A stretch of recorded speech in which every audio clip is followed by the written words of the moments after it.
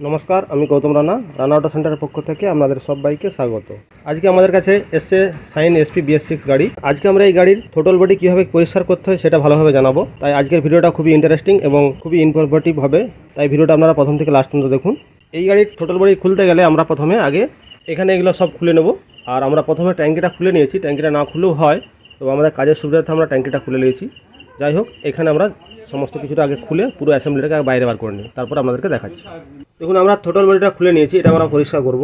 তা এটা পরিষ্কার করার আগে কয়েকটা কথা আপনাদেরকে বলে রাখি, আমরা এটা কেন পরিষ্কার করব এবং কখন পরিষ্কার করব। দেখুন, যেসব গাড়ি 30,000-এর উপরে বা 40,000-এর উপরে চলে গেছে তাদের টোটাল বডিটা খুলে আবার পরিষ্কার করা উচিত। তাছাড়াও তার আগেও যদি কোনো গাড়ি কোনো কারণে মিসিং করছে, হয়তো অর্থাৎ গাড়ি চালাতে গিয়ে দেখা গেলো নকিং করছে, ঝটকা মারছে, বা স্টার্টিং প্রবলেম হচ্ছে, বা RPM ঠিকমতো দাঁড়াচ্ছে না, এইসব ক্ষেত্রে কিন্তু আমাদের টোটাল বডিটা খুলে আবার পরিষ্কার করা উচিত। কারণ অনেক সময় দেখা যায় কি, মিটারের মধ্যে চেক ইঞ্জিন লাইট কিন্তু জ্বলছে না, অথচ এইসব প্রবলেমগুলো আসছে। তার মানে বুঝতে হবে আমাদের সেন্সারের মধ্যে কোনো প্রবলেম নেই, আমাদের টোটাল বডি অর্থাৎ পেট্রোল সাপ্লাইয়ের মধ্যে কোনো সমস্যা আছে। সেক্ষেত্রে পেট্রোল পাম্পের ফুয়েল সাপ্লাইটাও চেক করবো এবং তার সঙ্গে এগুলোও পরিষ্কার করে দেবো। আমাদের কাছে এই গাড়িটা কিন্তু স্টার্টিং সমস্যা নিয়ে এসেছে, সেই জন্য আমরা এটাকে খুলে পরিষ্কার করছি। এটা পরিষ্কার করার সময় কয়েকটা আমাদের সাবধানতা অবলম্বন করতে হবে। প্রথমত এই যে দেখুন, এই যে ওরিংটা আছে না, এই ওরিংটাতে আমরা কোনো রকম পেট্রোল বা টোটাল বডি ক্লিনার লাগতে দেবো না, তাহলে কিন্তু এই ওরিংটা বেড়ে যাবে তখন কিন্তু আর লাগবে না। আমাদের তাহলে সবার প্রথম কাজ কি হচ্ছে, এই ওরিংটাকে খুলে নেওয়া। তাহলে আমরা এই ওরিংটাকে আগে খুলে নিই, খুলে এটাকে আমরা সাইডে রেখে দেবো। এরপর আমরা সেন্সারগুলো কিন্তু খুলবো না, আমরা তার আগে দেখুন বাইরে যে নোংরাগুলো আছে এগুলো পেট্রোল দিয়ে ভালোভাবে আগে আমরা এটাকে পরিষ্কার করে নেবো, তারপর আমরা এই সেন্সারগুলো খুলবো এবং ভিতরে ভালোভাবে পরিষ্কার করবো।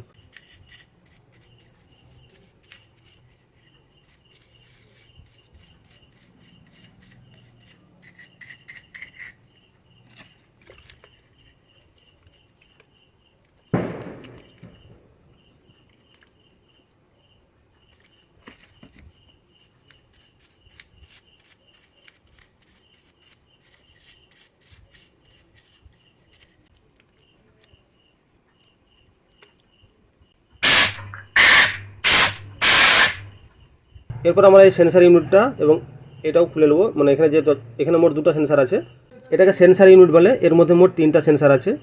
তা এটা কীভাবে কাজ করে, এটা কীভাবে টেস্ট করতে হয় তার সম্বন্ধে আমাদের ভিডিও আগেই আপলোড করা আছে। BS6 ট্রেনিং বলে যে ভিডিওগুলো আছে দেখবেন, পরপর করে মোট 17টা না 18টা পার্টে করা আছে, সমস্ত ডিটেলসে বলা আছে, সেখানে আপনারা দেখে নেবেন। যাই হোক, তাহলে আমরা প্রথমে আগে এই সেন্সারগুলোকে খুলে নিই।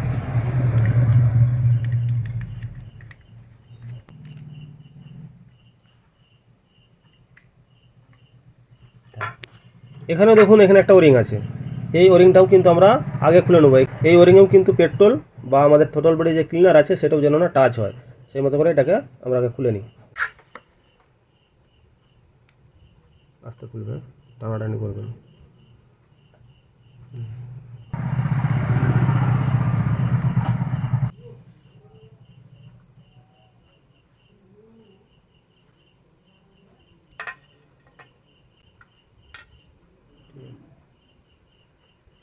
এখানে যে ওরিংটা আছে এই ওরিংটাকেও আমরা কিন্তু সাইডে করে দেবো।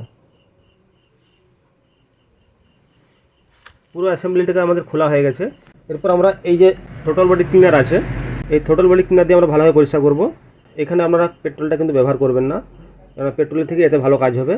আর আরেকটা কথা, এখানে দেখবেন অনেকে WD-40 বলে একটা যে হয় সেটা ব্যবহার করে, সেটাতেও কোনো কাজ হবে না। শুধুমাত্র টোটাল বডি ক্লিনার সে যে কোনো কোম্পানি নিতে পারেন, কোনো অসুবিধা নেই। তো আমাদের কাছে এখানে এটা আছে উইশেপ নাকি একটা কোম্পানি, এটা ব্যবহার করি, তো এটা ভালো কাজ করে। যাই হোক, এটা আমরা ব্যবহার করব। এই টোটাল বডি ক্লিনার দিয়ে যে দেখুন ভেতরে হোল আছে, এই একটা হোল, এখানে যে হোল, ভিতর দিকে যে পার্টটা আছে আমাদের অ্যাক্সেলারেটর করলে যে ভালভটা খুলে ওইখানটা, এবং এইসব জায়গায় যতগুলো হোল আছে আমরা সমস্ত জায়গায় হোলে ভালোভাবে টোটাল বডি ক্লিনার দিয়ে স্প্রে করব, তারপর ভালোভাবে পরিষ্কার করে নেব। তো প্রথমে আমরা সেন্সারগুলোকে আগে ভালো পরিষ্কার করে নেব।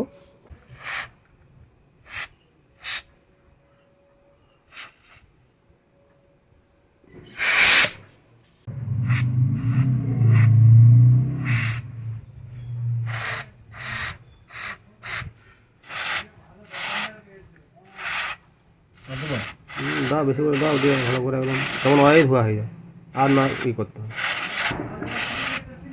ছেড়ে দাও।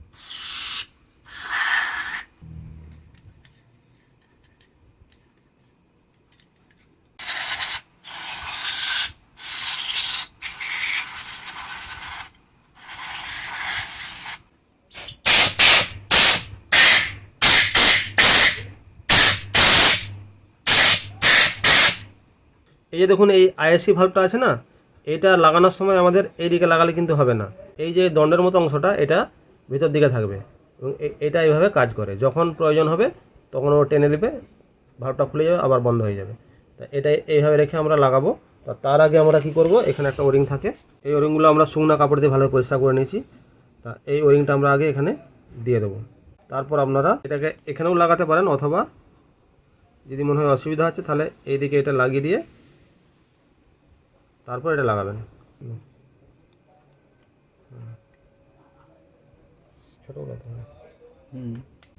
এরপর আমরা এখানে সেন্সার ইউনিটটা লাগাবো। এটা লাগানোর আগে এখানে যে ওরিংটা থাকে এই ওরিংটাকে আমরা ভালোভাবে এখানে বসিয়ে নেব এবং ওরিংটা লাগানোর সময় খেয়াল করব ওরিং যেন সঠিক থাকে।